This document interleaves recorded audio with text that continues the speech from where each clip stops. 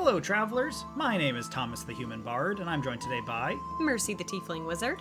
And Onog the Half-Orc Barbarian. And we have all gone off on a... side quest. Side quest. Sure have. On today's side quest, we will be discussing Unearthed Arcana 2021, Folk of the Feywild.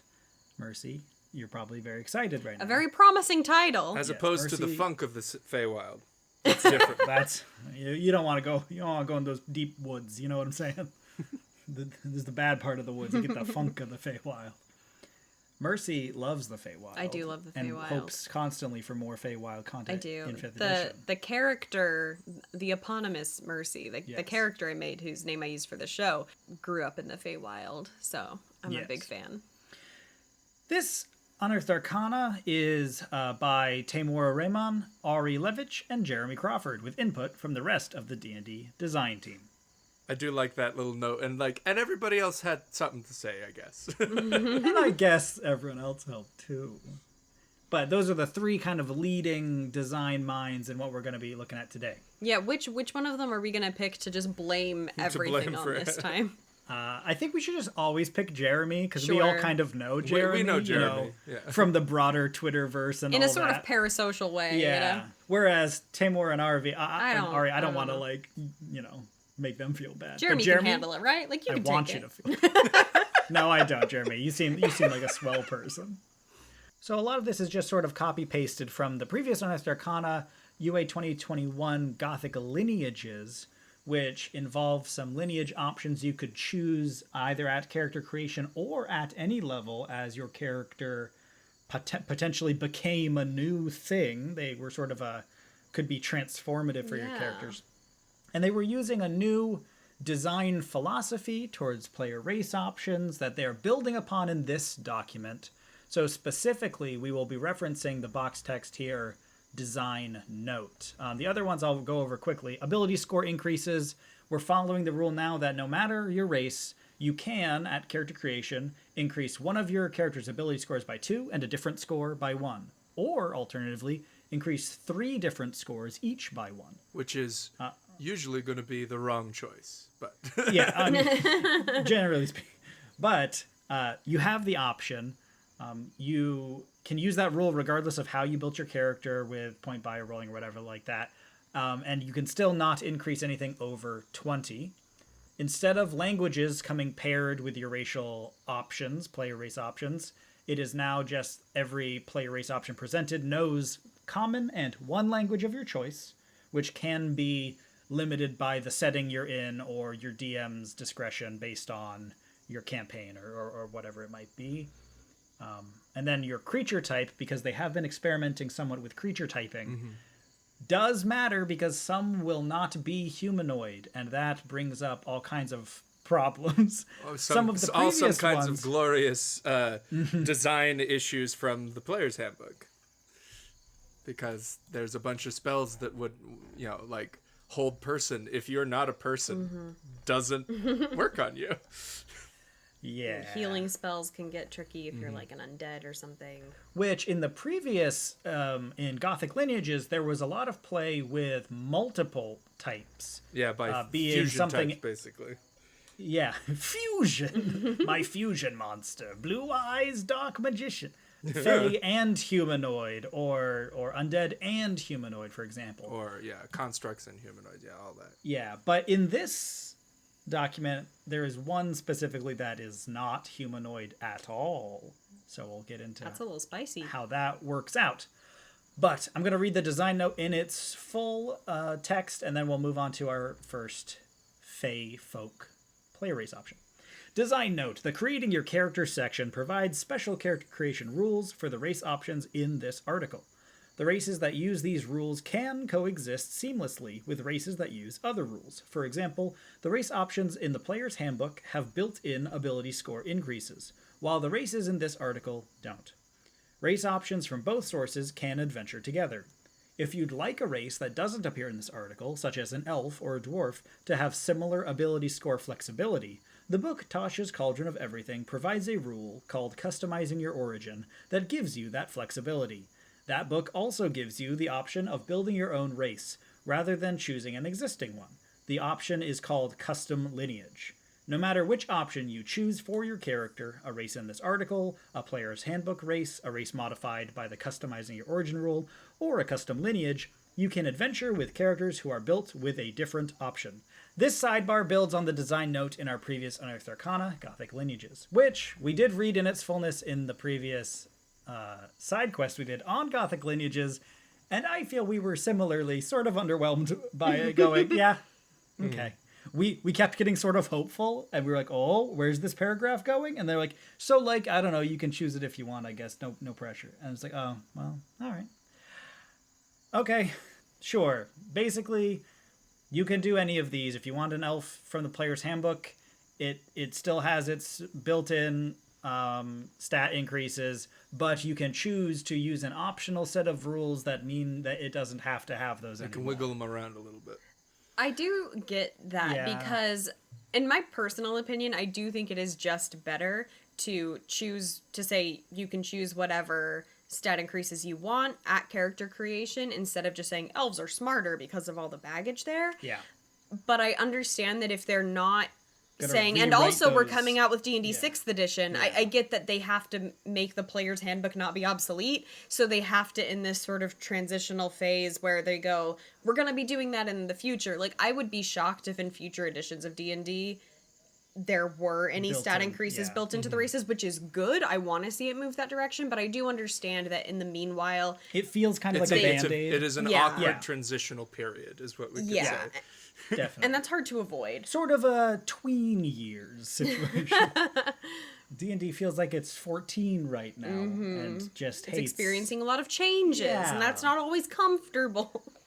body hair and all kinds of new places. So your player base has been adjusted. The first option presented in this document is the fairy. Yay!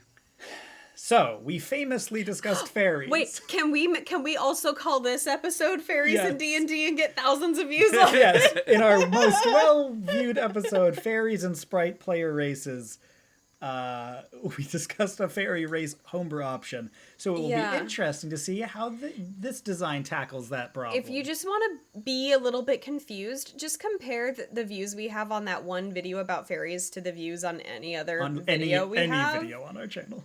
I don't know. I don't get it. None of us get it either. Look, three travelers. halflings in a trench coat gave them a run for their money, I think, if I remember correctly. No, not even close. Not even remotely close. Not did even well, like but not even a third of the, not even a fourth. they just keep climbing. It just starts My coming and it won't assumption stop is coming. people think it's going to be something it's not, click on it and go, dang it, it's just a bunch of idiots talking about Dungeons and Dragons. That's why everyone else stays. Yeah, I know. exactly. The Feywild is home to many fantastic peoples, including fairies. Fairies are a wee folk, but not nearly as much so as their pixie and sprite cranberry friends. Wait, what? Oh yeah, that's in there. Sprite cranberry No, friends? no, I was ignoring the sprite cranberry, but it's saying that fairies aren't as small as sprites or pixies. That's what Apparently. they've decided. That's what they have decided. I see where this is going. Guess what? It's because they aren't a tiny player race. Yeah. They're not that brave. Oh, Nog, come We're on. not Oh, going there. spoiler alert. Yeah. Infused with the magic of the Feywild, fairies share a few commonalities with one another, but can differ wildly in appearance, behavior, and attitude. Many fairies have a special physical characteristic that sets them apart from other creatures of their kind. For your fairy, roll on the Fey characteristic table or choose an option from it. The Feywild is a wild place. It's also a Fey place. So come up with your own characteristic if none of these fit your character. Fey characteristics. This is a D8 table. You have 1. You have small wings like those of an insect. 2. You have shimmering, multicolored skin. Cool. 3. You have exceptionally large ears. Okay. I think that's just normal. That just happens to us sometimes, you know? That's 4, what happens as you get constant- older. As you get older. A constant glittering mist surrounds you. 5. You have a small spectral horn on your forehead, much like a unicorn horn. Why is it spectral? Okay. Why isn't it just a little unicorn horn? Great question. Why? 6, your What? hands never look dirty. That's so specific. That's 7, weird. and I have personal umbrage with this one. You smell like fresh brownies. Okay. What? So, brownie is a word for fairy, but it Yeah. doesn't... Yeah. Is Wait, it a so do you pun? smell like fresh baby fairies? Fresh baby? You smell like fresh a baby. corpses of fairies? I think it's just Have a you pun. eaten and devoured other fairies is the real question. If it's a pun, it doesn't make any sense as a pun. As Well, we all they know, weren't- these creatures that live out in the woods with no access to industrial tools and mechanization know how to bake brownies and know what weren't that called- smells like. They weren't called brownies because they were related to the modern treat of a brownie. It was like based off an old like Celtic word that meant like tricky or something. It's like it's not related. It bothers me so much. 8, a noticeable harmless chill surrounds you.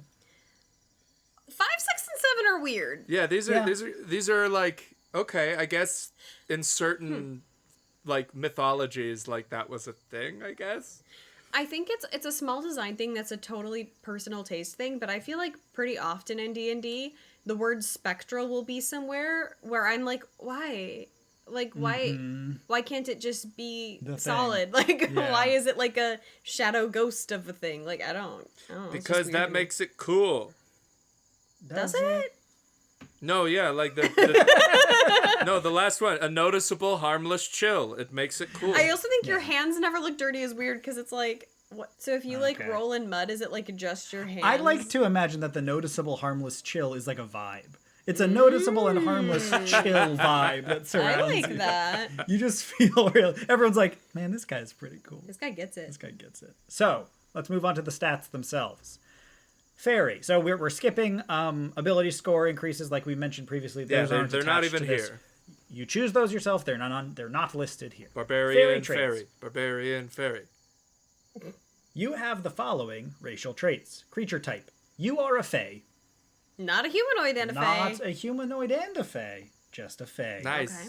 So you get Size. accidentally turned by the Yes. Oath of the Ancients paladin.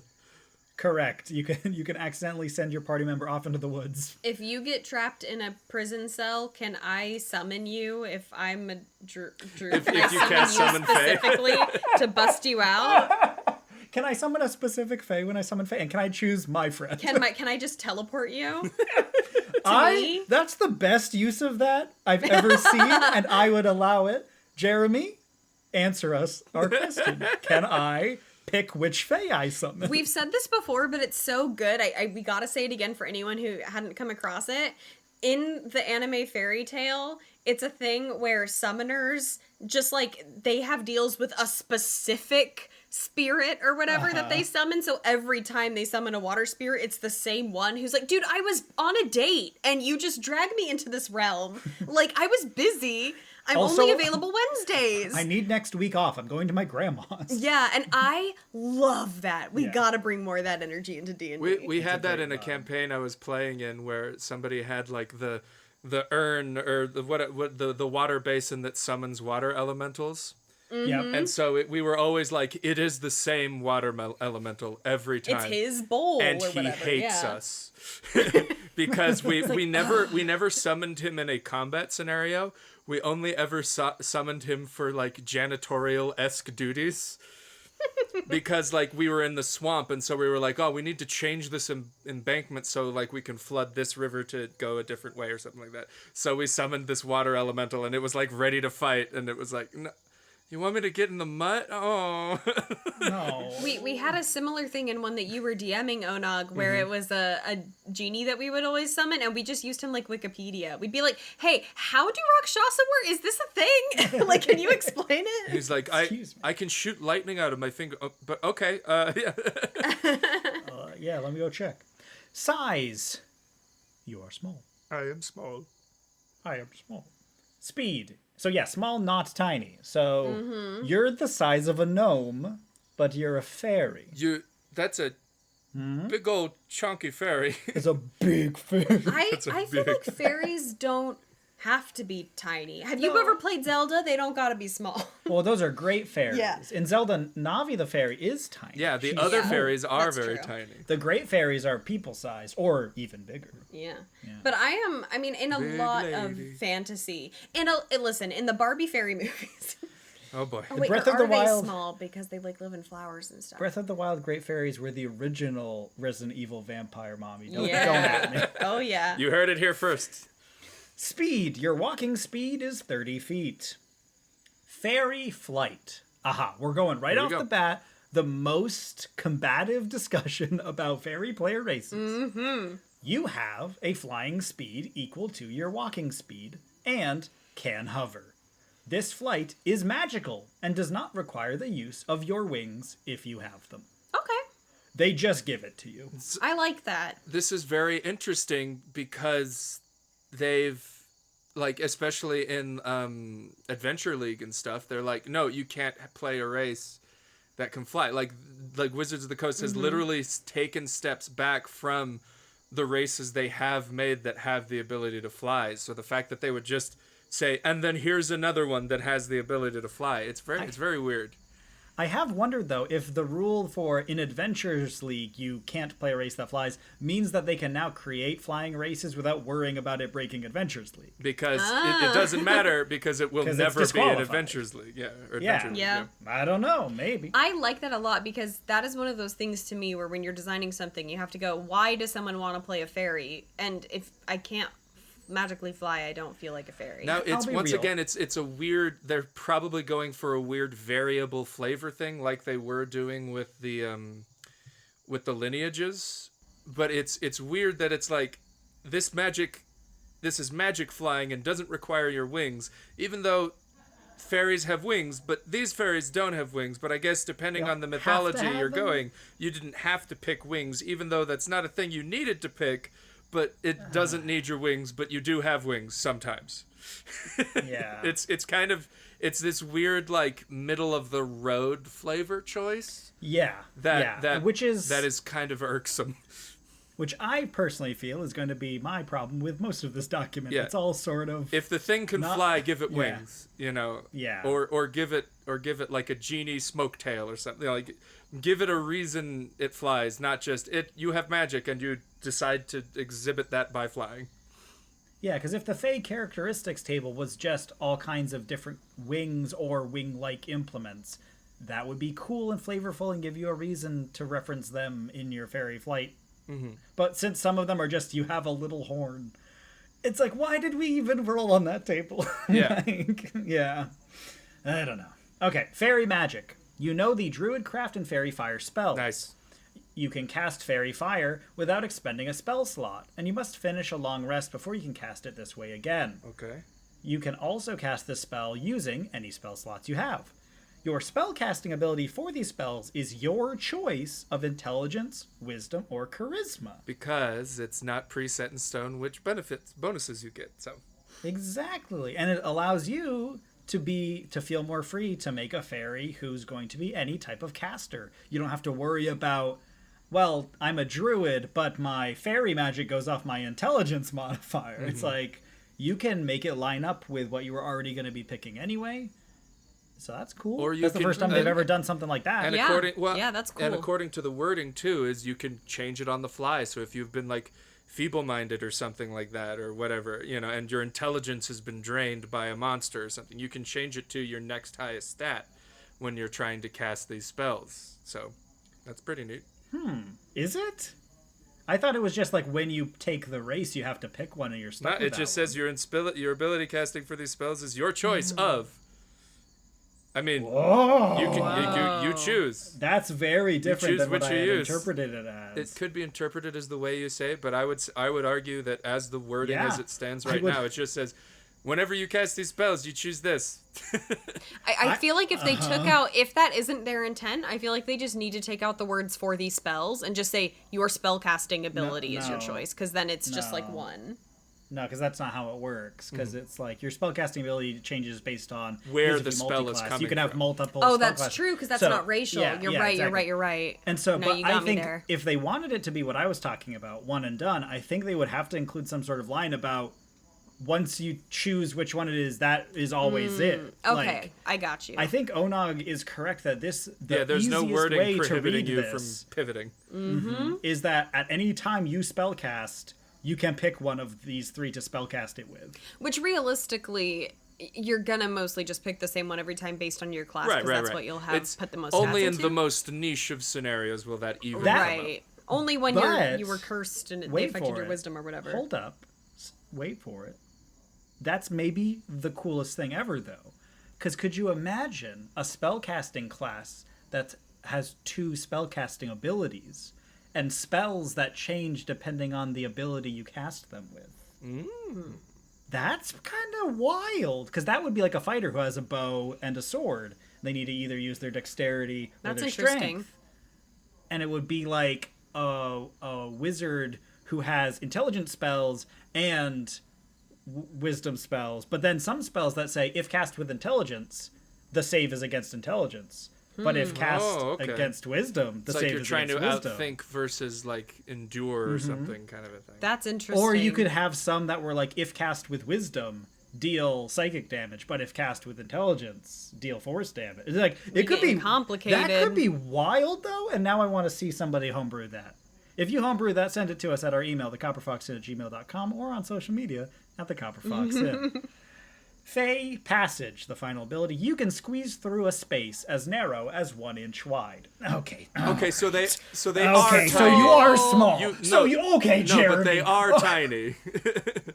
I'm so No, mad. they just like a cartoon, just like. No, See, that's because worse. that's Why is that horrible. worse? Yeah, it's bad. That's flesh monster Okay, territory. here's my take as I've thought about it as Yeah. we've been reading this. I feel like I have the right to say this as someone who wanted to grow up to be a butterfly fairy for many years of my childhood and Nice. has enjoyed many a Barbie Fairytopia film in my youth. And as I've- an adult. I mean, I would certainly still enjoy them. Send me them for Christmas. Yeah. So I feel like talking about it being too middle of the road, what I would want as a fairy is I either want to be tiny or I just want to be human sized. I don't want to just be like 3 feet tall or gnome. something. Like that's kind of Yeah. weird to me, because it's like I would love to just be like Barbie fairy, big wings, but I'm just like person butterfly sized, wings, but I'm yeah. just a beautiful butterfly fairy. Or I would love to be like a tiny magical fairy who sleeps in a flower. But I kind of just want to be like one or the other. The middle ground for me does feel like kind of weird. It feels like halflings and gnomes, which Yeah, are it just already feels like a that's weird- already what No. those were. Gnomes are already feyfolk Fey halflings. characters that are small but live in the forest. That's already what they are. Yeah. Yeah. I do just want to throw out there, because of something that I said that's generalized. Some humans are like 3 feet tall, and obviously, like, Definitely. Yeah. anyone can be anything, but just generally speaking, I'd rather just be like medium or tiny. Well, For a and that's the fairy. thing is like Or giant to be a great fairy. yeah. Yes. Oh, that'd be fantastic. Well, and see, that's the thing is like this ability, because it doesn't say how they pass through. Is it because they come translucent? Do they slurp like you guys were saying? It says squeeze. yeah. Yeah. but then it's like They just but flatten. the image that gives to me is like Tinkerbell getting stuck in the keyhole. You know, Oh, it's yeah. like that's what that's supposed to be. So she is tiny, or are they small? Yeah. Or is it? Or do they turn Because that's the tiny for a thing. There's second? also Or no. is it like- There's also no weight and height distribution Yeah. in this. So I think what they want to do, I think what they're trying to say in this, at least this is my interpretation, is that they are tiny creatures, or at least as small as you can be while still being considered small. They are tiny, but you are treated as though you are small, because there are a significant amount of at least statistical like downsides that come Yeah, with to being become tiny. tiny. So You can't hold It's very weapons and it's very things, like, similar to yeah. their push against making centaur or minotaur races large, because there are statistical benefits and disadvantages of having a player race that is always large. Yeah. And for I think sure. that's the same thing, but just the other direction, is they want to say, like, yes, they're tiny and they can squeeze through keyholes. But if we This say has they're given tiny, me- then they can't hold weapons, you know? Yeah. Yeah. This has actually given me my gears are really turning. This has given me some ideas. I might just have to homebrew my own fairy race to make the beautiful Barbie butterfly fairy of my dreams that I can be. Or the other side of this, if it is they want them to slurp down and body horror their way through this keyhole, Right. why don't they have enlarge reduce? Why can't they just cast enlarge reduce? I love that idea.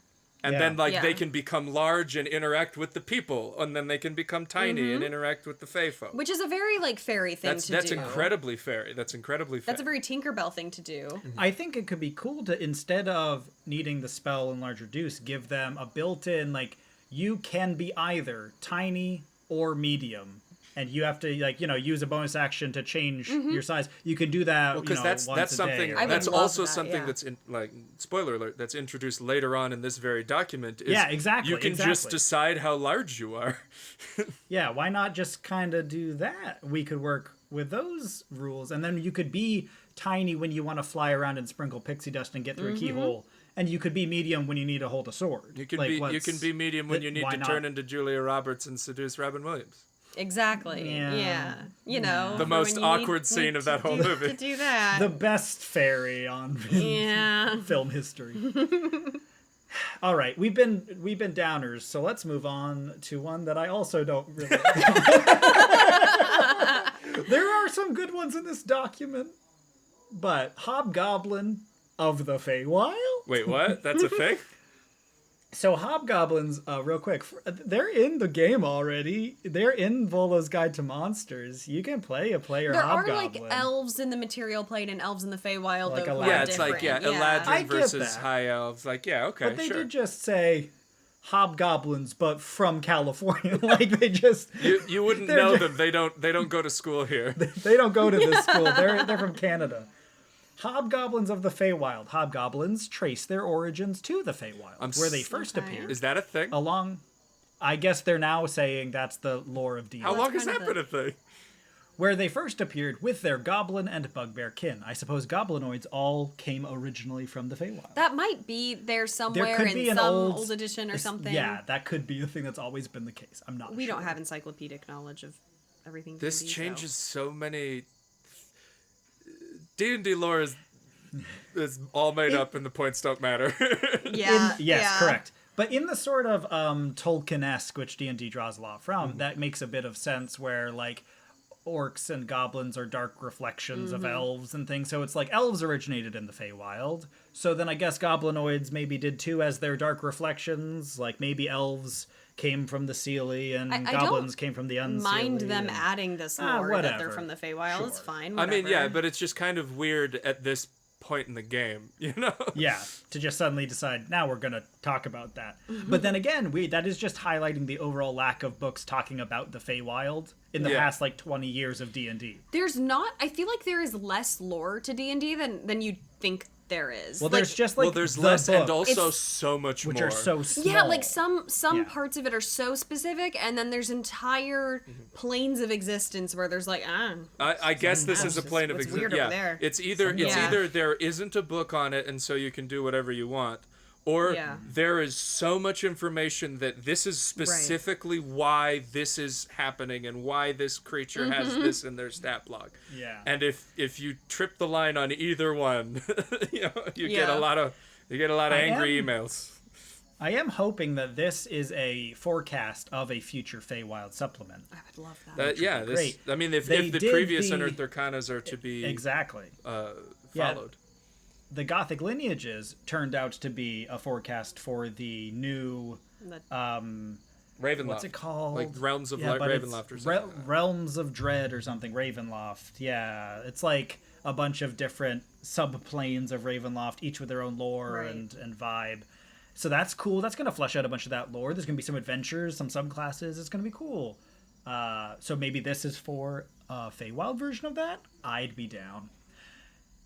So, they first appeared in the Feywild. That history has left its mark, for though hobgoblins are found throughout the material plane, they continue to channel an aspect of the Feywild's rule of reciprocity, which creates a mystical bond between the giver and the receiver of a gift. Oh, okay. So they're that's cool. They're that Fey, no, I made a promise, I have to keep it kind of a thing. I Love that stuff. Where it's like everyone on each side of an interaction owes somebody something. Like there's always a give and a take. That's that like kind of Mercy's entire backstory. There's a price to all things. On some worlds, such bonds lead hobgoblins to form communities with deep ties to each other. In the Forgotten Realms, okay, we gotta stop and talk right now. I have been waiting for the line in the Forgotten Realms in racial stat blocks because originally that line was just like implied, and that's why the player's handbook says that there are specific cultures tied to races. What it means in the player's handbook is, in the Forgotten Realms, elves act like this. Right. And if they had just included that from the very beginning, Then they wouldn't have had to make all these extra books.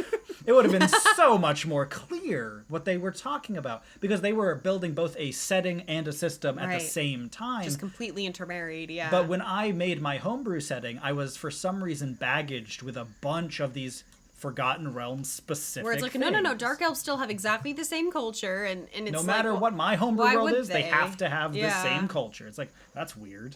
And also kind of racist. And also kind of racist. Just a little bit So, racist. the 4 words I've been hoping for. In the Forgotten Realms, vast hobgoblin legions have emerged, with ranks upon ranks of devoted soldiers noteworthy for how effective they are at fighting as a unit. Hobgoblins are generally taller than their goblin cousins, but not quite as big as bugbears. They have curved, pointed ears, and noses that turn red or blue during displays of emotion. Aw. Yeah, when they're happy they turn They're like red. little glowworms. I don't think they're like Rudolph glow they like- red. They just kind of like get blotchy. Do y'all remember mood rings from like elementary school? Oh, yeah. Yes. Just mood, Everyone just remembers mood mood. ring They still make those, you know. noses. Yeah, they still make them. Yeah, but people don't like walk up to me in class, put them on my hand, only- and go, "LOL, that means you have a crush on someone." Anymore. Only 90s kids will remember mood Oh my gosh! Don't do this to me. Okay, so this is interesting because, as Onak brought up earlier, the fairies did not get a minimum, maximum height or like weight or any age requirements. A little weird. That is weird. Hobgoblins don't either. It just says they're generally taller than goblins, but not as big as bugbears. Well, but That's they the they also already have it in Volo's Guide to Monsters, I think. So But this isn't a subclass This is of a the new Volos Hobgoblins. one. That's and true. Feywild, Yeah. It is a completely new one. Are they flirting with the possibility of leaving those things out going forward? I think. Well, this doesn't have because them. part and of this part is of my their issue current is I need to design. know exactly how heavy a person who would be 6'8" is. Exactly. That's the Right. reason I want it, because And so it determines how far a halfling could drag you, if at all. There are some problems with it, but there's also some benefits from that. And one of the weird parts for me is that I didn't hear people complaining that the problem with races was that they included an average height. Like, most elves are Right. between 4 and 5 feet tall. Like, that wasn't... I didn't hear a lot of people complaining about that as an option. I do personally think that the age differences did play Yes. into some of the kind I of agree. racism issues in D&D, because if you say elves live hundreds of years and because of that they have like a rich culture of art and they remember history, whereas orcs only live to be like 60 and so they fight hard, die young. It makes it feel like you're saying that elves are like a higher race by saying that yeah. they're so long lived. Like, that implies to me like a racial hierarchy, which is icky and gross and bad. Yeah. And so I personally am into either just don't talk about it and let people just make it to their setting. If they want to say fairies are immortal, that's up to them. Or just say that they all live about the same, like everyone lives kind of 100 years-ish. Turtles got robbed. But Turtles got robbed. yeah. I'm still mad about that. So, hobgoblin traits. You have the following racial traits. Creature type, you're a humanoid. Good, okay, that tracks. Hobgoblins were already that. Size, you are medium. Speed, your walking speed is 30 feet. Okay, no surprises yet. Dark vision, you know, that's Cuz. fine. You know dark vision. Yeah, it's regular dark vision. It's not a new kind. 60 feet of bright light is now dim light, dark, blah, blah, blah. You know it. Shades of gray. Fey ancestry. You have advantage on saving throws you make to avoid or end the charmed condition on yourself. So, Isn't this the same wording as what we got last time? But it isn't Yes. the same wording as previous Fey ancestry, like elvish So, Fey ancestry I don't- abilities. Yes, that is correct. But here's the thing. They had talked about they wanted to remove any abilities that weren't directly related to, like, you have wings and thus can fly. Yeah. Because if you say something like, they're generally just stronger than other people, that's still sort of leaning into racism-y stuff.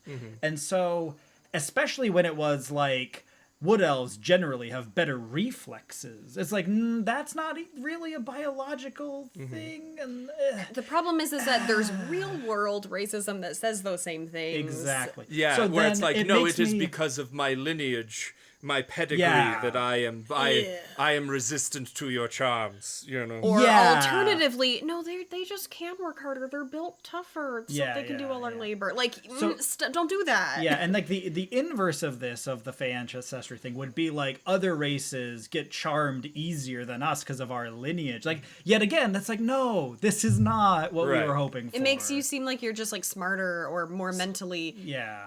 evolved. Yeah. Yeah. Now, can I say, though, at least Yes. I have been mildly alleviated, because when they describe the reasoning for, like, why the hobgoblins hang out with each other and they all are, like, in these tight-knit groups, that is such a step above, like, different things. Because Just saying one of the culturally, stories I've yeah. been following is, like, from the beginning, when they first released the monster manual, is people, like, complaining. It's like, hey, so goblins and elves have the exact same combat tactics. They're ambush fighters that hide. They, like, wood elves literally hide in the woods, goblins literally hide in the rocks, yet goblins are universally maligned for doing so, whereas wood elves are wise and in Exactly. tune with That's nature. right. I wonder. Racism. I wonder what the problem could be. Yeah, Yeah. but in this situation, they are saying, like, and the reason they make such good soldiers is because they're all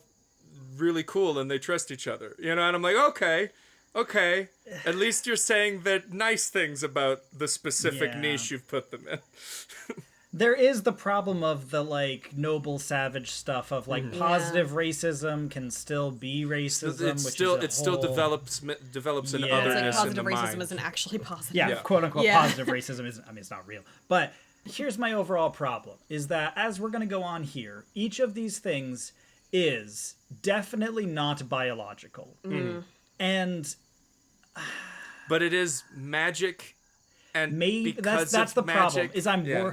I'm worried that they're just couching the original design stuff, but saying, no, see, it's not biological, it's magic, that makes it better. And it's like, but if it's still the same thing, the reasoning doesn't matter. I feel like if there was Okay. already a Feywild setting book, or there was some lore about how the Feywild is so drenched in enchantment magic or whatever that people from the Feywild are unaffected by that school of magic because they're so saturated with it, and that's kind of the There is- implicit. yeah, in the monster manual, almost anything that has the Fae thing says it can't Yes, be charmed. and So it's like, implicit sure, that has implicit. something to do with the Fae. But I feel like you need to make it more More obvious. rooted in in the environment that they're from.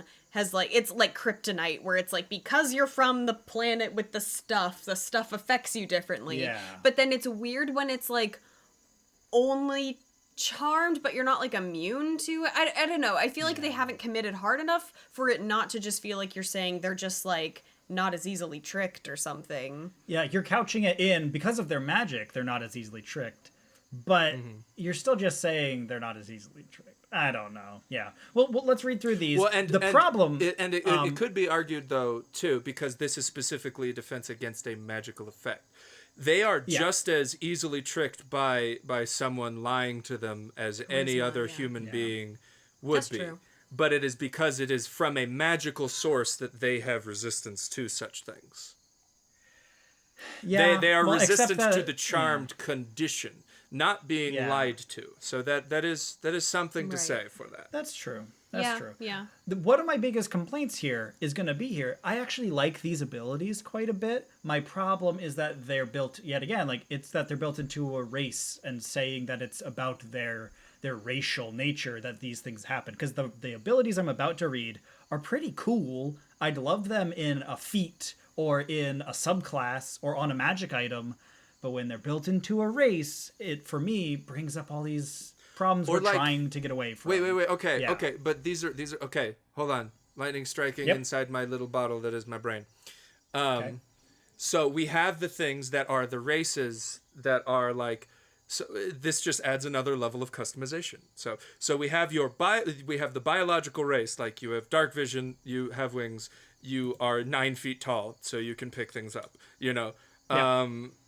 And then we have like it's like akin to background, but then it's like environmental origin or something like that. We literally have and so then you have like you were raised in the Feywild, and then you get all of the Feywild stuff, kind of a thing. Yeah. Or like Yeah. you were But here's raised the in the thing. mountains, and so you have resistance to cold and all these things, kind of a thing. Yeah. I think that'd be cool. That'd be a cool system to work with. I Be love like that. where you grew up specifically, And that like either combines planarly with or your like with your background in a way or something. So a like that. human raised in the Feywild would have resistance Yeah. to charm and one of my other things with this is it's like Fey ancestry, they have an advantage against charm, but the fairy didn't. So yet wait a again, minute. they're making it not be just everyone from the Feywild. It's just these guys because of their race, and it's like, ugh. I'm just getting frustrated with it. It's like 2 steps forward, 1 step back kind of thing. They're like, Yeah. we're gonna do better next time. We did definitely keep in a lot of the stuff we said that we were trying to take out, and we just Well, slipped it and in that again, being though. said, this is Unearthed Arcana. It's them It is on Earth Arcana, testing the so, waters to either see A, what people will respond to, B, what they can get away with. And as always, we always want to recommend our listeners, if you don't or haven't known that this is a thing, after Unearthed Arcana, they almost always submit a survey Yeah, speaking of the about Unearthed Arcana. the survey for the previous one, the Gothic lineages, is currently up on the Yes. D&D websites, where So this if you this go is in- from. Yeah, if you just Google Unearthed Arcana, you'll find some links to the website, and they have on there the survey for the last one. If you fill those out, tell them what you liked and didn't like. If you like what they're doing with these races, let them know. If you think some of these things are still problems, let them know how you feel about that. And they do read them, and they talk about how those influence their feedback on all kinds of things. So let's move on. I want to finish out these races here. Fey Gift. You can use this trait to take the help action as a bonus action. Cool. And you can do so a number of times equal to your proficiency bonus. You regain all expended uses when you finish a long rest. Sick. isn't that kind of stepping on like the mastermind road? Well, or is that what It they doesn't do? really, little because bit. it's only it is a limited use expenditure. So Okay. actually, I have a just- comment it on a gets you hobgoblin better. that wants to become a mastermind rogue, and they actually become a little bonkers. Keep Yeah, well, as we'll see, the thing is that it doesn't just give you that. It also starts Okay. modifying your help action. Okay. Starting at 3rd level, choose one of the options below each time you take the help action. So now here's a question. Why does my race change as I level up? yeah. At 3rd level, I've That's unlocked weird. my inner nature. My of my genetics. ability to fly, because we can't have Yeah. because Yeah. celestial beings don't have wings or something. I don't know. It's a thing. And it's already been in D&D. Like, you're right, Onog, exactly. But it's like, yet again, I'm still confused as to why this is the way it is. So let's see what the ways that this modifies the help action. Hospitality. You and the target of your help action each gain a number of temporary hit points equal to 1d6 plus your proficiency bonus. Anytime. It doesn't just mean when you use it with this. It says whenever you take the help action as a bonus action or an action. So yeah, that's a little bit of a power level thing where it's like, to be able to, even just as an action, ignoring that you can do this as a bonus action, as an action to give 2 creatures temporary hit points is, without expending a resource, is insane. Yeah. You can at will give yourself temporary hit points, and then if you can use the help action as a bonus action, you can at will do that and then also attack. That's a little much. Wow. That might Wow. and this is once again why this is Unearthed Arcana. This is playtest material. Yeah. Can you give help action multiple times in the same turn if you are a person who can use it as a bonus action? Yes. There's nothing saying that So- you can't. Whoa. So you can't get the temporary hit points twice because it will just replace you itself. can- But you can give it to 2 You people. can- you so can- 3 total You can people give it to could 3 get total people if you want to spend your whole turn, yeah. That to That's me pretty messes spicy. with a balance of combat thing where most of the time, especially if you want to do like significant healing, you have to choose like, am I fighting or am I healing this turn? And it's hard to do both. Which is one of the reasons why Healing Word is such a potent ability. Exactly. Yeah. Yeah. And I think that is, and I could be wrong, like maybe if I playtested I'd feel differently, but I feel like that's kind of important for the balance of combat. Like I'm thinking back to experiences in D&D where it creates a lot of drama to be like, no, I can get him, I can finish him off this turn, and so you don't heal and you fight instead, but then you miss and then you die. Yeah. Like it's dramatic. You have to pick which way. Yeah. Yeah. The next one, Passage. You and the target of your help action each increase your walking speeds by 10 feet until the start of your next turn. Okay. Cool. Make 'em- See, that one's just flat cool. That's just cool. There's no like, it's going to break combat. That's just pretty You cool. slap them on the butt and they run a little faster. Yeah. You're like, go get them, Tiger. And you give them a little smoocherino and they head off into battle. Spite. Of course. Until the start of your next turn. So until the start of your next turn, the first time you or the target of your help action hits a creature with an attack roll, that creature has disadvantage on the next attack roll that it makes within the next minute. I want to read that again. No, it's fine. So it's an That's- I ability read that it affects correctly. you or the person you're helping that affects someone that you or the person you're helping hits. Yes. That- For the next man. minute on their next attack roll. That paragraph felt like took me back to college where you read a paragraph and you're like, I didn't internalize any I of that. know. I'm gonna read that again. My eyes glazed over halfway Yeah. through that sentence. Yeah, I get what they're. Yeah, I get the concept, but also that's a little wordy and a little clunky. Maybe find a different way to do what you want to do there. I think. I think it's not. That's a really long sentence. Yeah. So we've got a super powerful battle utility one that's sort of just, I don't know, for flavor maybe. You can run an extra 10 feet. Cool. When will that make the big difference? You know what I mean? Like, I mean, sometimes it's like, you can almost reach to get somewhere to attack Sure. someone. And Or Exactly. or it's just And like, yeah, fair. we just need to go as fast as we can. So dash as the action, move as your action, and you move your full feet, and then help someone else, and then you both can move even farther. You move. So if you're running away with someone else in tow, this becomes 20 feet of extra movement. Or if you as need long to, as you take the help action before you use. As long as you your take the dash help action Right. before you move, yeah. or if you need to get out of the area of effect of something that's gonna go off. All you have to do is use it before you take the help action. You can use it midway through your movement as long as. And then because you it's just still- have more movement to use, yeah. Exactly, and then it doubles the total movement, not the lower. It's okay, yeah, sure. And then we have the third option, which is like impose disadvantage on one attack. Okay. Well, okay, so that's the thing. So it's at this point I want to talk about rogue masterminds. Yeah. At third level, when you take the subclass, they gain the ability to not only use the help action as a bonus action, but they can use because normally you have to be next to someone to be using the help action.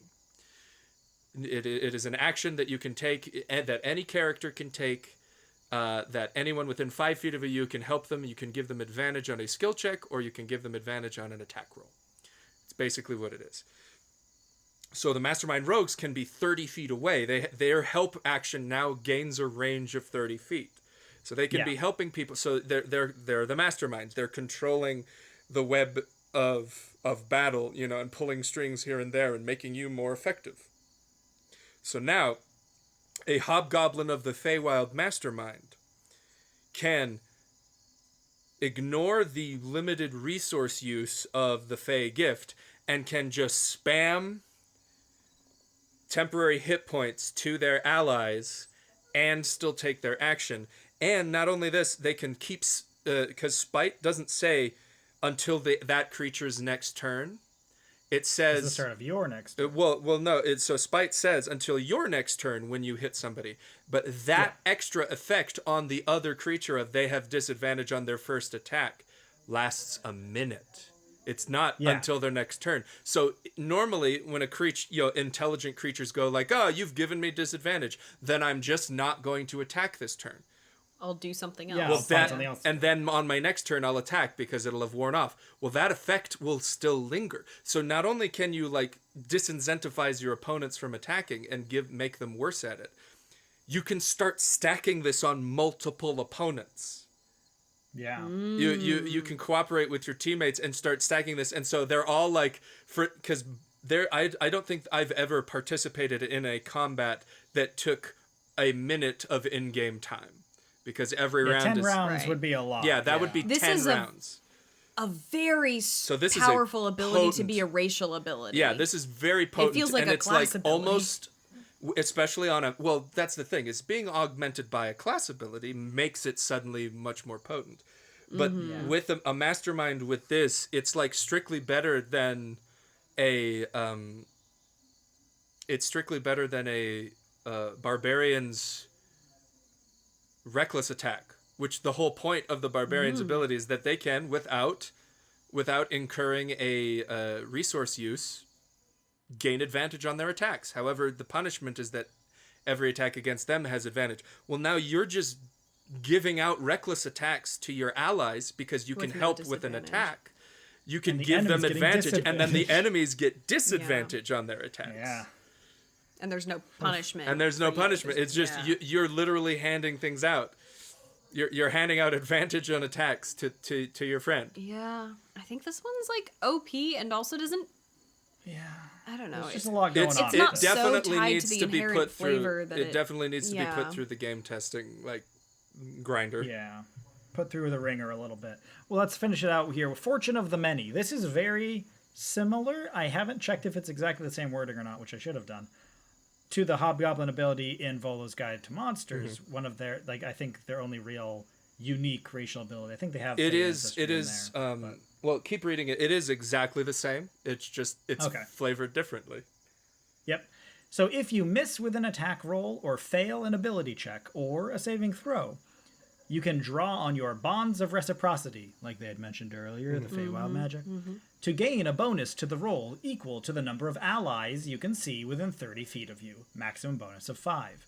You can use this trait a number of times equal to your proficiency bonus, and you regain all expended uses you finish. Oh, Ooh, typo! Typo! Jeremy, there's a typo! Jeremy, how could you? And you regain all expended uses when you finish a long rest. It's the literal anime, the power of my friends will help me succeed. Now, so the interesting thing is, it is slightly different because D&D is in their development. They are focusing on this. You can use this a number of times equal to your proficiency modifier, but doing it at a long rest. The original saving face ability is short or long rest, and you can't use it more than once without taking a rest.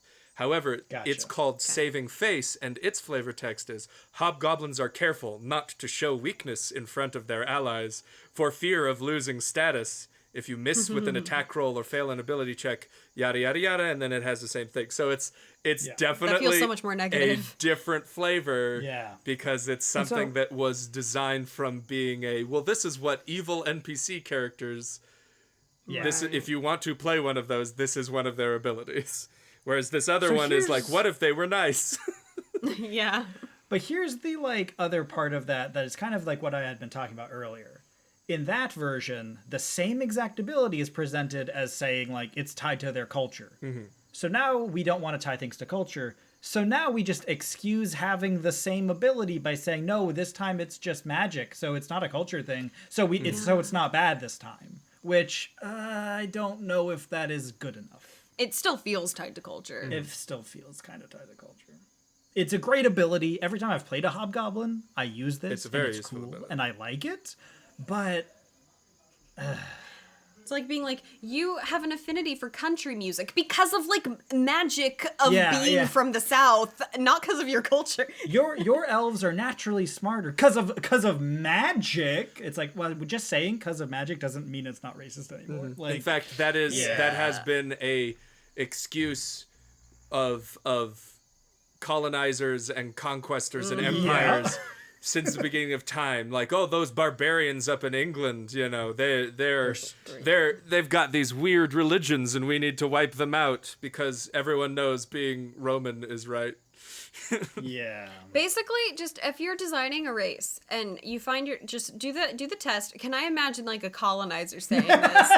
And if you can, just take it out. Just do something else. I mean, that's literally the stance I take with my drow, with Max, with my drow assassin character. Anytime anyone brings up, aren't you supposed to worship Lolth, and isn't she an evil chaos demon? And he goes, oh, isn't it very convenient that the god I supposedly worship betrayed your god millions of years ago, so now I'm evil. Cool. That's a really good point you brought up. Sure excuses a lot of stuff for y'all of your behavior against me, doesn't it? Yeah. Yeah.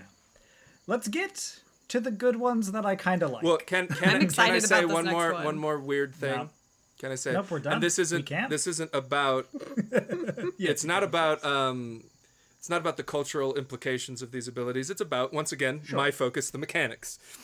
Yes. So I don't really understand why D&D is like. I think they've been getting a lot of feedback with different people, and so you notice a lot of abilities that used to be you can use this X number of times, but only and you get it back on a short rest, have been changed to you can use this ability a number of times equal to your proficiency bonus, but you get it back on a long rest. So supposedly in the short term, in the early game, you don't get any more uses of it, particularly like with the blade singer wizard with their blade song. They used to only ever proficiency now. It's tied to proficiency. It used to be you only ever get 2, but it comes back on short rests. And then they've changed it to so you get as many as you have a proficiency bonus, but it comes back on a long rest.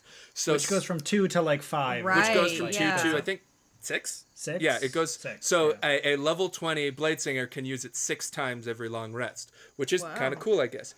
And I think it might be because Wizards of the Coast is getting feedback from people who are playing the game that nobody takes short rests.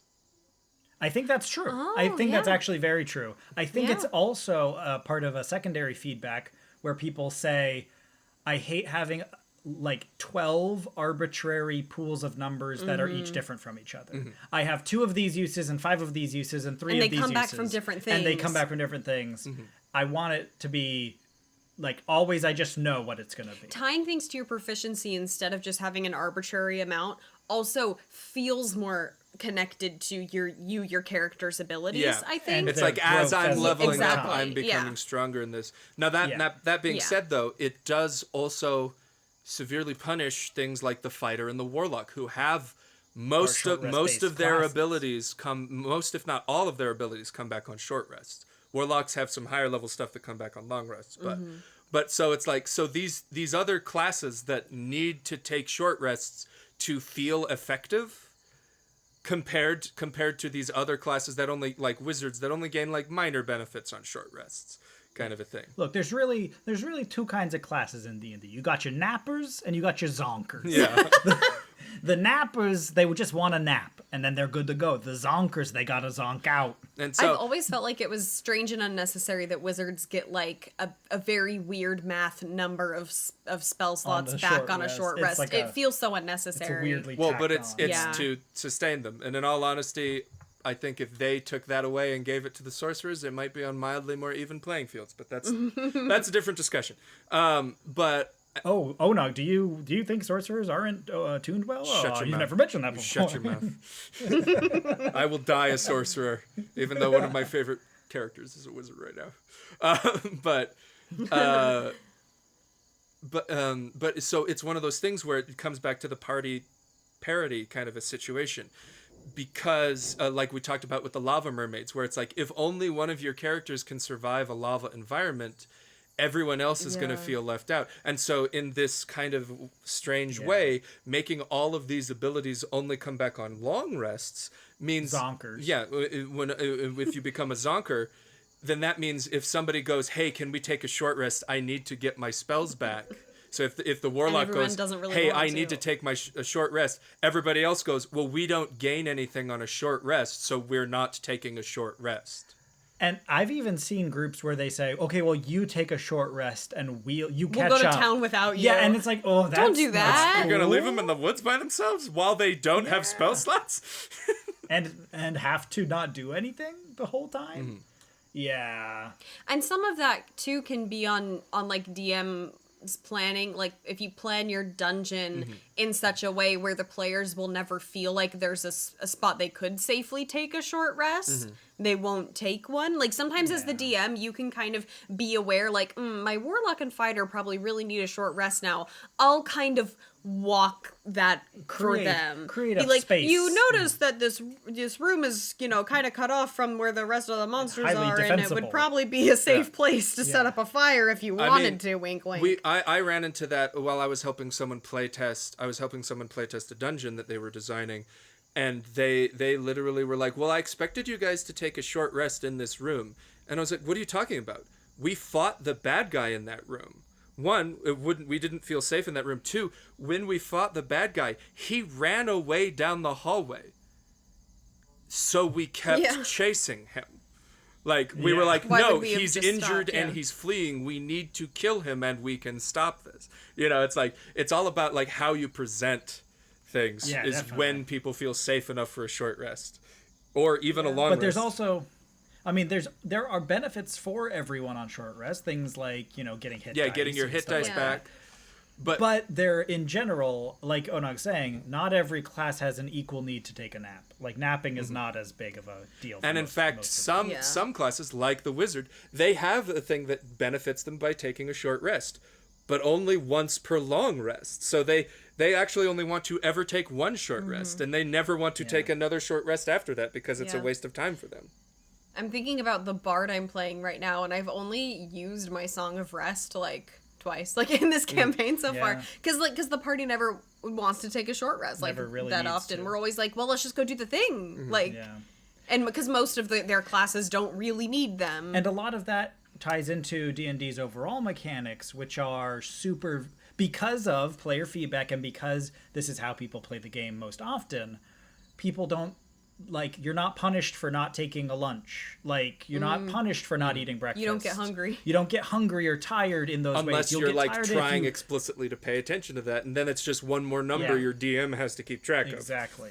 And you only really start getting tired if you start ignoring long rests. Not short rests don't matter. Yet again, a short rest can never make that up. So you're even less incentivized to care about short rests. The image that comes to my mind from having worked on film sets is I'm like, man, I feel like DMing, you have so much on your mind. If you're going to do a campaign where you want to pay attention to those survival mechanics, you got to have another person who's like your script supervisor, Your who's assistant just director. there like keeping track of the time of day on a notepad and going, you're all getting really hungry. You need a Like, party narc, basically. yeah, you need someone who their only job is to sit there and like watch you play and take notes on like when you need to go to the bathroom. Well, see, Technically, I you would was be going to the bathroom now. I think I held out pretty well when I introduced you guys to the Blackwoods campaign that we were doing. And I was like, it's going to be cold. You have to make saves against the weather, and you're going to have to find food. And at a certain point, you guys were doing that, and then you all found clothes that made you immune to frost, so you didn't need to worry and about. I went, wait, I have good berry. The druid had good berries, so it's like, whoa, all right, those things I was making Never you keep mind. track of, you don't need to keep track of anymore. Yeah. And we're dealing with some of that in Frost Maiden right now, Rime of the Frost Maiden, too. Yeah, definitely. So thanks for listening to our side quest on short and long rests. Sorry about that. Okay, let's get to the races. we But like. I Let's felt get to like the I races. felt like it was important to bring that up especially with I our agree. discussion of that particular ability. Definitely. No, and I think you bring up a good point. That's been noticeably a stronger design decision. Everything's starting to be based off proficiency and mostly long rests. So it's good to notice that going forward and to give feedback on whether or not we like that or not. Owl folk. distant kin of giant owls, owl folk come in many shapes and sizes, from petite and fluffy to wide-winged and majestic. Nice. Owl folk have arms and legs like other humanoids, as well as wings that extend from their back and shoulders. I wish it was Zelda rules and they just had hand wings. So That's wait a minute. that's way cuter. Give me hand wings. So they are distantly related to owls, who are who are 4-limbed creatures, and these 6-limbed creatures are related to owls. They evolved a secondary. They grew an extra yes. set of limbs. Yes, correct. I think it's one of those things or where are both descended from like an 8-limbed ancestor, and some have lost more limbs. The natural owls, they lost their vestigial arms. Their vestigial arms. I feel like it's one of those things where I can see it being a problem where it's like you can't hold things and fly at the same time, I guess. I don't know. Yes, but it's it like, is, I yes. get that people would be like, well, that's so unrealistic to have know. hands on your wings. But like, literally, what is realistic about D&D? I Like, know. get over Look, okay, it. we don't have to do the realism argument, but I just like the image. I do. But now all I can picture is lifting a real owl's feathers on its chest, and you see two little nubs that used to be Ew. arms. They're vestigial arms. Because like Gross. even in snake biology, they can see like, and this is where they used to have arms in like certain this is species. where their legs used to be. Yeah. Yeah. I just wish they'd like commit to that. That means that it implies the existence of a limbless owl. Does it? Yes. They would eventually evolve, much like snakes, to become limbless, That's and they not would writhe upon how the ground evolution or works. rise through the sky. That'd be cool, like dragons in Breath of the Wild. It all ties back to Zelda Breath of the Wild. All right. Which is also good foreshadowing. Because of their ancestral tie to the Feywild, owl folk can innately see the magic of their surroundings. Cool. I'm actually more into this than I was earlier. Like Nice. owls, owl folk are graced with feathers that make no sound when they move or fly, making it... Is that owls? In Yeah, that's real like a Yeah. real Oh thing. no, They're owls. like stealthy flyers. Owls are stealth. No, I know they're- stealth bombers. They're stealth bombers when they're gliding, but I think they make noise when they flap their Oh wings. no, they You'd don't. That's just how air They works, don't. right? No, their wings, their feathers are literally designed that they don't make noise, or that's like pretty not designed. I guess that implies certain arguments, but It implies a creator. they are. Oh no. Their wings, that like literally, they don't make noise. I used Okay. to work in a theme park that had owls all over the place, and they are scary because they just creep up on you That's really cool. That's because wild. you don't Nope. know they're there. So they make no sound when they move or fly, making it easy for them to sneak up on you in the library. That's That's gotta. Is that an Avatar That's reference? gotta be an Avatar reference. that's a weird thing to include It in must this. be. It must be a literal Avatar reference. Your owl folk character might be nocturnal, or perhaps your character is simply prone to rise later, embodying the common nickname of night owl. I like that. All right. Very That good, very is free. That is just on the border enough of like, look, we don't want to do a cultural thing and say like they all love sleeping, but it's like, they're an owl, so maybe yours is nocturnal. Like that would make sense, or maybe not. Well, It's okay. now I'm just imagining the party waking up brisk and early at 8 p.m. or sorry, 8 a.m. and At 8 p.m., like me on a like me on yes. most days. 8 a.m. and then just the owl folk is just like, I hate all of you. He's got bags under his eyes. He's like, this isn't. I'm supposed to be asleep right Yeah. now. How are you going to run them in adventures where they're just like, I need to take my long rest in the middle of the adventure today? I feel like if I was playing an owl folk though, I would have them like, oh, it's a short rest. Or I'm gonna take a nap. And then it's like, Peace, I'll guys. take first watch. Like, I'm not tired. I can stay up all night. Owl folk traits. You have the following racial traits. Creature type. You are humanoid. Debatable, but Size. continue. Are you? The only other one I could imagine would be beast, but But that's like not Doesn't- really a thing. Yeah. yeah, it doesn't really work. Yeah, There's so no humanoid differentiation is fine. between Aven Yeah, creatures. exactly. If Aarakocra and Kenku are just humanoids, Yeah. owl folk are just humanoids. Size, you are medium or small. You choose the size when you gain this race. So you can do it, but you can't do it when you're a fairy. Man, Why not do both? So you can be like either like a cute little burrowing owl or like big, A beautiful. or like an barn eagle owl. owl, yeah. Yeah. Great horned Yeah. owl, yeah. Which is even like, I mean, bigger than that Those are actually is, but like Yes, the I mean, flavor, you can be yeah. human-sized or toddler-sized, yeah. Speed. Your walking speed is 30 feet. Dark vision. You can see in dim light within 90 feet of you. So they have to, Wizards of the Coast, if you're listening, you have to include a modifier if the dark vision is different from default dark vision. You can't Please. call it dark vision. Call it Owlfolk dark vision. You have to say enhanced dark vision or Avian dark vision. or owl dark vision. Say something, because if I just read dark vision, my eyes will skip to the next paragraph because everyone knows what dark vision says, and then my DM will go, "No, you can see 90 feet," and I'll go, "I can what?"